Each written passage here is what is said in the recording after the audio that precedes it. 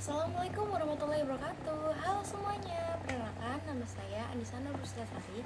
Saya dari Fakultas Ekonomi dan Bisnis Islam dari Prodi Ekonomi Syariah.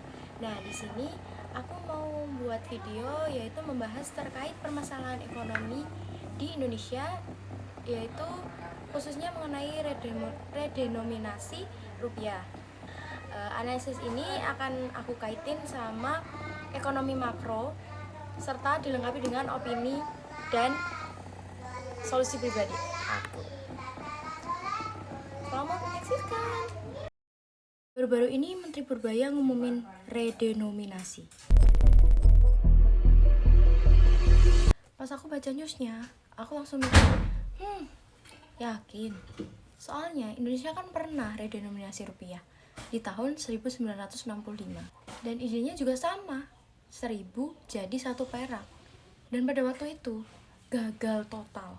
Kalau dilihat dari 100 tahun terakhir, sekitar 60 negara yang melakukan redenominasi. Yang sukses itu hanya sekitar 10-20 negara. Yang gagal ada, bahkan yang sampai tidak efek apapun itu juga banyak.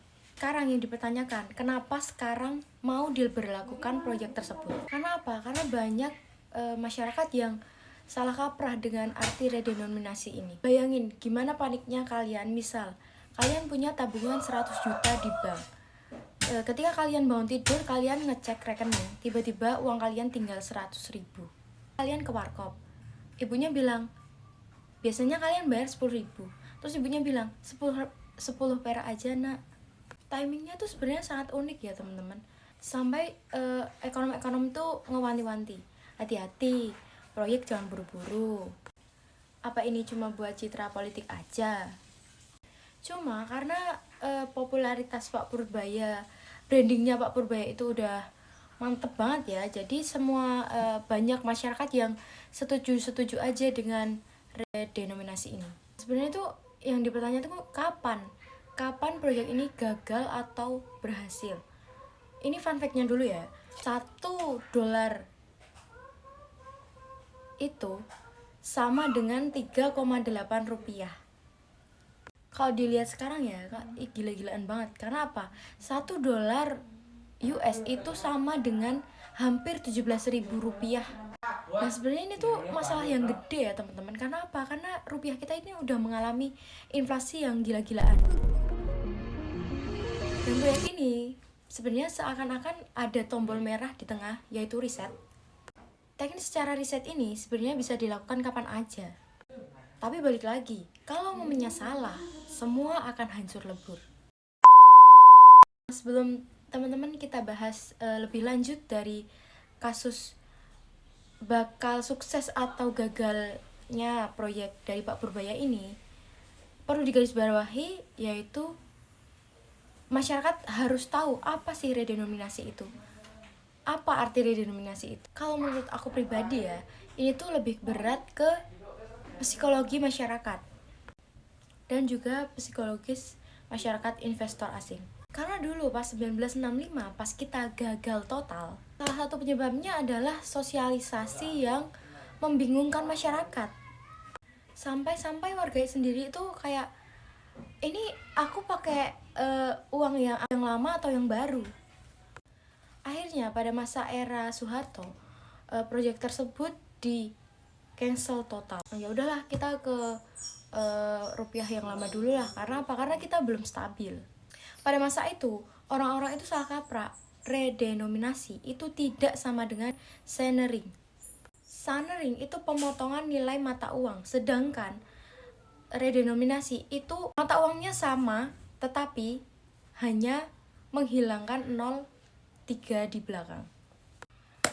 Misal kalian punya tabungan 100 juta, tiba-tiba uang kalian menjadi 10 juta. Itu wajar karena uang kalian memang berkurang dari value-nya. Itu yang dinamakan sunering.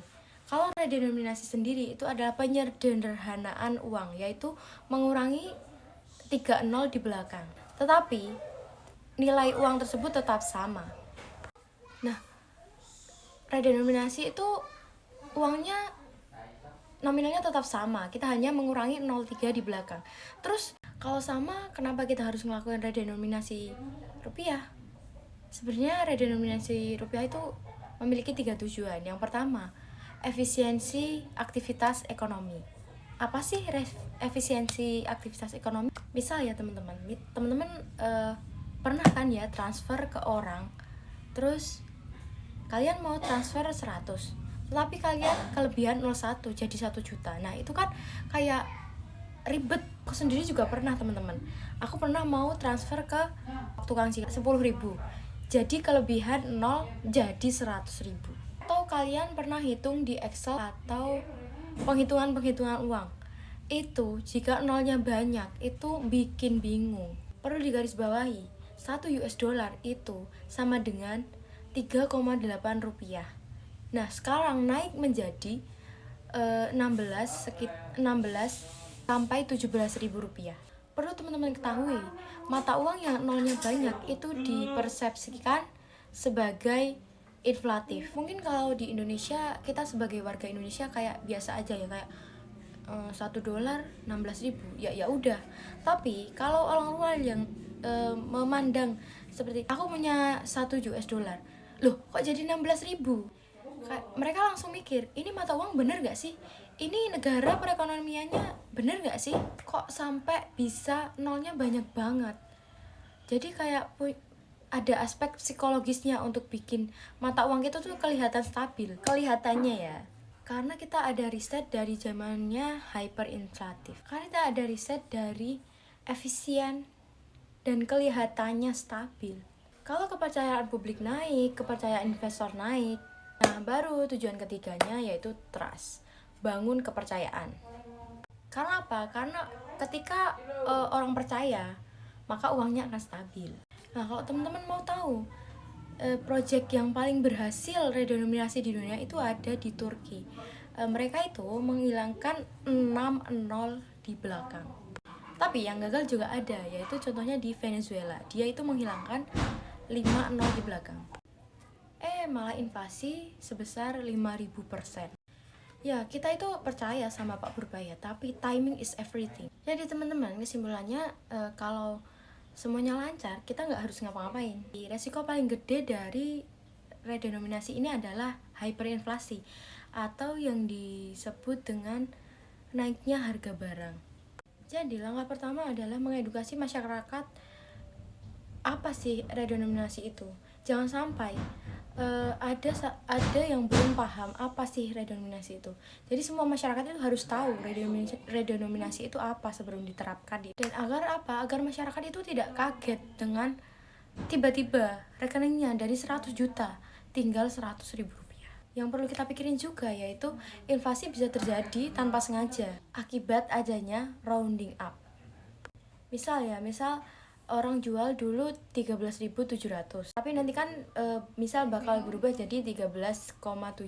Jadi beberapa toko-toko bakal menaikkan harga menjadi 14.000. Kedengarannya cuma kecil ya. Karena apa? Karena toko-toko itu nggak mungkin akan rundown. Rundown yaitu maksudnya dari 13.700 jadi dijual 13.000. Itu nggak mungkin. Ini sebenarnya nggak akan terasa jika ini cuma 1-2 transaksi. Tetapi dalam skala besar ini akan berdampak banget ke ekonomi. Bersyukurnya kita masih punya beberapa tahun untuk meminimalisir hal-hal tersebut terjadi, yaitu menjadikan Indonesia menjadi negara yang lebih cashless. Karena apa? Karena jika negara Indonesia ini serba digital, maka semua akan lebih dipermudah. Ketika harga 13.700, ya udah tinggal scan aja 13.700. Nah teman-teman, menurut pribadi aku ya, redenominasi ini belum menjadi hal yang mendesak untuk diterapin di Indonesia saat ini. Meskipun kondisi ekonomi lebih stabil dibandingkan tahun 1965, tetapi masih diberlakukan persiapan yang sangat matang.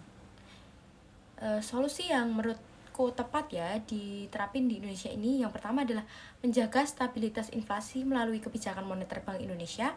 Yang kedua, meningkatkan literasi keuangan masyarakat agar tidak terjadi salah persepsi. Yang ketiga, memperkuat kepercayaan publik terhadap pemerintah dan sistem keuangan. Yang keempat, redenominasi hanya dilakukan jika benar-benar dibutuhkan untuk efisiensi transaksi, bukan sebagai solusi masalah ekonomi. Lalu, apa sih pentingnya mempelajari ekonomi makro? Saya menyadari bahwa mempelajari ekonomi makro sangat penting, karena kebijakan ekonomi berdampak langsung pada kehidupan masyarakat dan kehidupan saya sendiri. Nah, ekonomi makro ini membantu kita untuk apa itu kebijakan pemerintah, apa itu stabilitas ekonomi nasional. Nah, dengan memahami ekonomi makro, mahasiswa dapat menjadi masyarakat yang lebih kritis dan tidak mudah terpengaruh oleh isu ekonomi yang menyesatkan. Nah, demikian yang dapat saya sampaikan mengenai redenominasi rupiah. Semoga video ini dapat menambah wawasan kita semua mengenai pentingnya kebijakan ekonomi makro. Wassalamualaikum warahmatullahi wabarakatuh.